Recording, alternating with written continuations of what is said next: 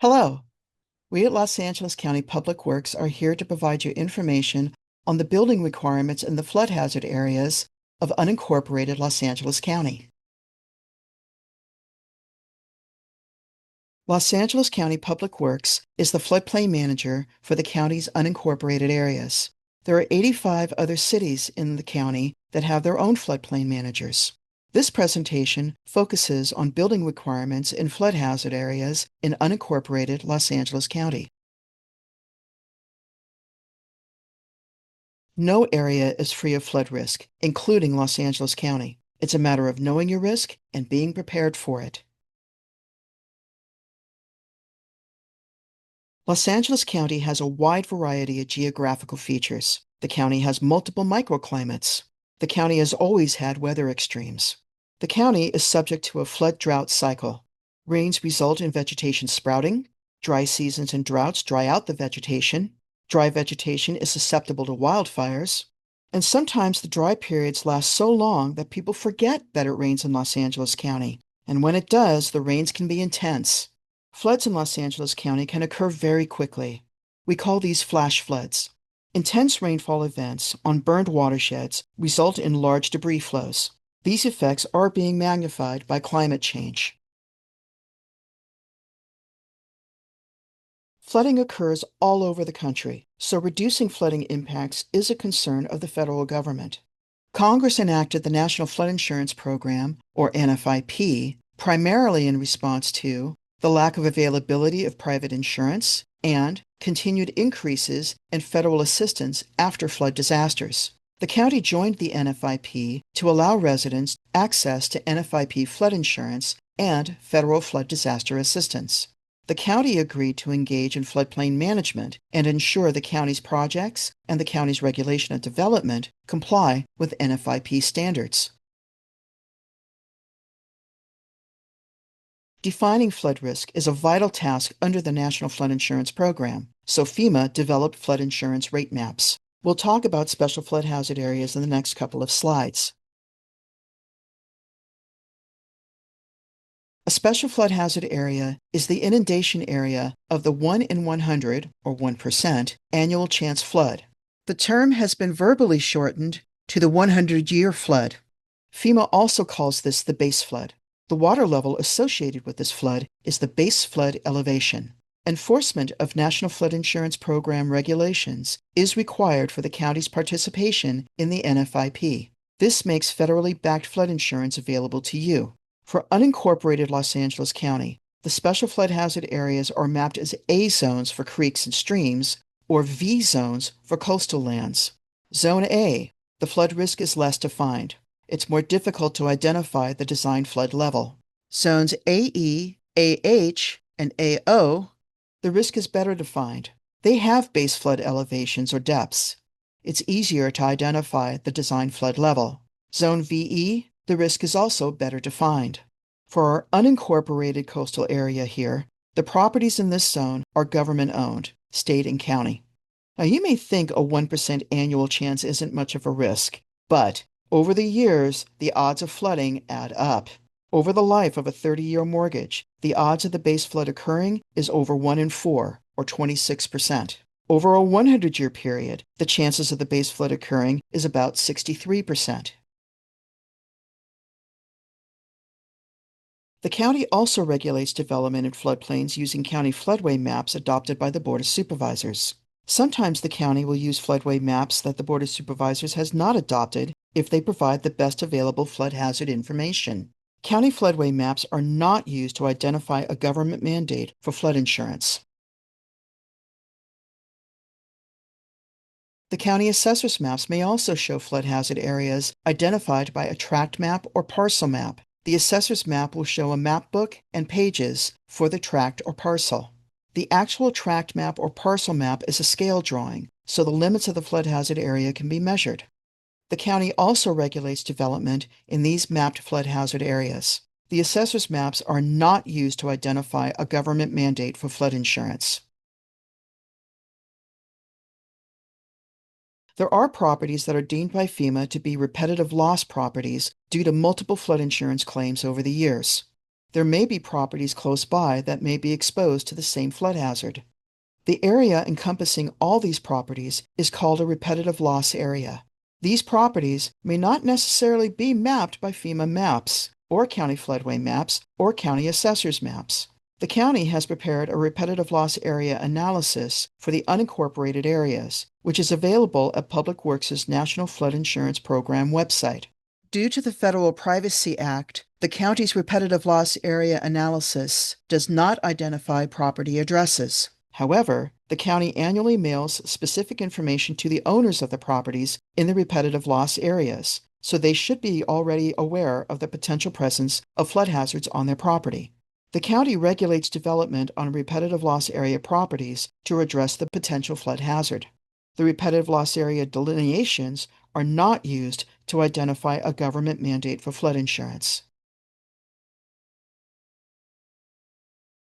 Any property may have multiple flood hazard areas. So, the map or designation that yields the strictest development requirements is considered the best available information for flood hazards, and thus rules for building projects. Again, the county floodway maps, assessors maps, and repetitive loss area designations are not used to identify a government mandate for flood insurance. Only the FEMA maps are. You can reach Public Works' flood zone determination website through the Water for LA County website's flood preparation webpage. Public Works' flood zone determination website can identify the FEMA flood zones and any county-mapped flood hazard areas on every property in Los Angeles County. Just click on your property or enter your property's address. The flood zone website has links to the actual FEMA flood insurance rate maps, county floodway maps, and county assessors maps, and links to elevation certificates associated with finished permitted construction in unincorporated areas. These only go back to the mid-1990s, and elevation certificates done by homeowners themselves for insurance purposes are not included. The Flood Zone app is also mobile-friendly.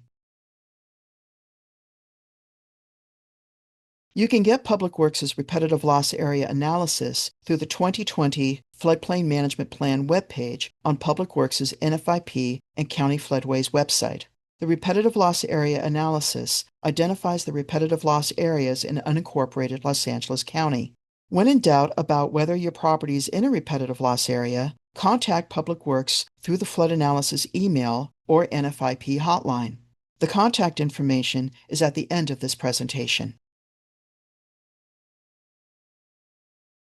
A lot of property owners undertake building on empty lots or undertake building additions.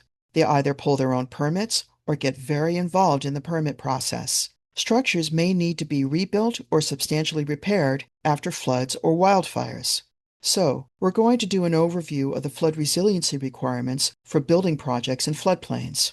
They're based on the principle of floodplain management, which is required by the National Flood Insurance Program, or NFIP. Developers and Public Works have flood resiliency requirements for their projects. Public Works is the floodplain manager for the county's unincorporated areas.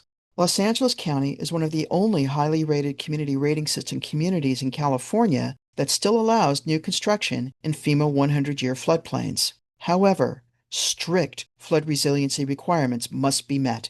And there's a push to require NFIP participating communities to prohibit new construction in 100-year floodplains. 85 other cities in the county participate in the NFIP and do their own floodplain management. Floodplain management roles and responsibilities are spread over numerous areas in Public Works. Building and Safety and Land Development divisions ensure single-lot and large-scale developments do not increase flood hazards and do meet flood resiliency standards. Project Development divisions and Design division ensure Public Works' project designs do not increase flood hazards. The county's floodplain manager interprets county floodway code and FEMA requirements for development services divisions and project managers, and coordinates with FEMA on flood insurance rate map revisions and matters relating to compliance with the National Flood Insurance Program, including audits of the county's compliance with the program's requirements. Department of Regional Planning is also involved with its updates of requirements of the county's general plan, the safety element, and community standards districts, and its issuance of conditional use permits. Flood resiliency requirements have been inserted into several places in the county code. County floodway maps, FEMA flood insurance rate maps, and sometimes county assessor maps identify high flood hazard areas. Not all unincorporated areas have county floodway maps or assessor mapped flood hazard areas. The county's channel ordinance covers flood safety in unmapped areas and where the building codes don't apply, such as walls or fences crossing flow paths, large objects placed in flow paths, such as containers, and revegetation projects and watercourses. Although the state of California oversees mobile home park operations, the county's Department of Regional Planning still oversees the establishment of new ones. The county's Department of Regional Planning coordinates with Public Works' Land Development Division on mining projects. Here are the minimum flood resiliency requirements for projects in floodplains. We can't allow a cumulative increase in the FEMA base flood elevation of greater than 1 foot in the area without a conditional letter of map revision or CLOMR issued from FEMA prior to construction. A final letter of map revision or LOMR is required after construction. CLOMRs and LOMRs are significant undertakings. This is why for single lot developments, we allow no base flood elevation rise beyond the lot boundary. Many 100-year flood areas are mapped as an approximate zone A, so there's no base flood elevations defined. This makes compliance difficult for developers, especially single-lot developers. Projects may additionally be required to consider the county capital flood. Where the county has higher standards, National Flood Insurance Program, or NFIP, requires the higher standard be used. So the NFIP requires compliance with county capital flood standards. Please note, when drainage facilities are designed for capital flood flow, the flow cannot be used for the FEMA CLOMRs and LOMRs. The FEMA flows must be used. Structures. The lowest floors and components must be elevated 1 foot above the base flood elevation for most structures, 2 feet above the base flood elevation or at the 500-year flood elevation for critical structures, such as police or fire stations, schools, or hospitals. Substantial improvement, substantial damage. We'll get to why this factor needs to be considered. Elevation certificates are required for finished construction. They document floor and component elevations, which is important for flood insurance. For the county, they document compliance with flood resiliency standards. This is important for FEMA audits. When structures or drainage facilities are designed for the county capital flood, FEMA flood elevations must still be used for the elevation certificates. Substantial improvement, substantial damage, or SISD. When the cumulative cost of projects on the building reach or exceed 50% of the pre-work or pre-damaged structure, the entire structure must be made compliant. It doesn't take much for improvements or repairs on modest value structures to trigger the SISD upgrade requirement. Past building permits for the structure will be reviewed to determine the cumulative value of past improvements over the years. We want to tell you about the National Flood Insurance Program's Community Rating System, or CRS. Los Angeles County entered the CRS to get flood insurance discounts for unincorporated area residents. CRS participants adopt higher building standards than the National Flood Insurance Program's minimum requirements. The lowest floors and building components must be at least 1 foot higher than the FEMA base flood elevation. Los Angeles County appears to be the only community of Class 6 or better in California to allow new construction in 100-year floodplains. There is a push to require all communities participating in the National Flood Insurance Program to prohibit new construction in 100-year floodplains. CRS activities get audited every 5 years. Los Angeles County's CRS class is based on the audit results. FEMA now requires annual audits of the elevation certificates. The annual number of certificates issued in the unincorporated areas is so low, a single incorrect certificate is troublesome for Los Angeles County. The county undertakes a lot of outreach activities to reach CRS credits. The floodplain management plan and repetitive loss area analysis must get updated every 5 years. The 2020 update was adopted by the Board of Supervisors in June 2021. These documents contain measures which include annual informational mailings to flood-prone owners and residents, and to lenders, realtors, and insurance companies. And it's challenging to reach rural renters whose mail is delivered to post office boxes instead of the properties. Also includes annual progress reports to FEMA. Go to the Water for LA County website's flood preparedness webpage to get the flood zone determination website. The flood zone app is also mobile friendly.